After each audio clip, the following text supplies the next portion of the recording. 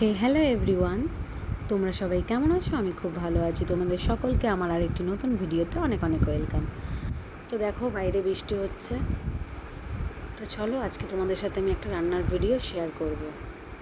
তো আমাদের বাড়িতে আজকে পাঙাশ মাছ হয়েছে, তো সেই ভিডিওটাই তোমাদের সাথে আমি আজকে শেয়ার করব। আর হ্যাঁ, কার কার বৃষ্টি ভালো লাগে অবশ্যই জানিও। তো চলো, আমি কড়াইতে তেল দিয়ে দিয়েছি সামান্য পরিমাণে। তো তেলটা গরম হতে দিয়েছি। তো এর মধ্যে একটা শুকনো লঙ্কা, একটা তেজপাতা আর সামান্য পরিমাণ জিরে দিয়ে দিলাম ভাজার জন্য। তো আমি এটাকে লাল লাল করে ভেজে তুলে নেব। তারপরে আমি মাছগুলো নুন হলুদ মাখিয়ে রেখেছি। এরপরে আলু কেটে নিয়েছি, ধনেপাতা কুচি আর লঙ্কা নিয়েছি। তো দেখো, এরপরে ওই জিরের মধ্যে আমি একটু তেল দিয়ে দেবো। সামান্য একটু জিরে আছে। তো তোমরা চাইলে ভাজা জিরে তেলে না করে শুকনো খোলাতেও ভাজতে পারো। তো আমি এরপরে আলুগুলো দিয়ে দিলাম।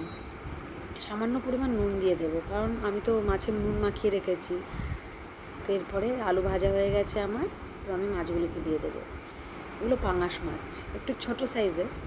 তো আমি লঙ্কার গুঁড়ো দিয়ে দিয়েছি, দিয়ে ভালো করে কষিয়ে নেব মাছটাকে। ভালো করে কষানো হয়ে গেলে এরপর আমি জল ঢেলে দেবো। তো জল ঢেলে দিলাম, দেখো কি সুন্দর কালার এসছে।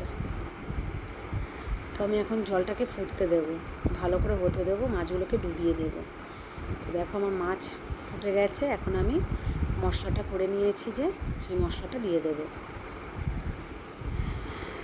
তো এখন আমি কিছুক্ষণের জন্য রেখে দেব, সামান্য কিছুক্ষণের জন্য, বেশিক্ষণ না। তো দেখো আমার মাছ রেডি। তো আমি উপর দিয়ে ধনেপাতা দিয়ে দিলাম। তো ধনেপাতা দেওয়ার পরে আমি মাছটাকে নামিয়ে নেব। এবার দেখো আমার মাছ রেডি। তোমরা জানিও আমার মাছটা কেমন হয়েছে। আর তোমাদের যদি রেসিপিটা ভালো লাগে অবশ্যই একটা লাইক আর একটা কমেন্ট করে দিও, আর আমার পেজটাকে ফলো করে দিও। চলো, টাটা।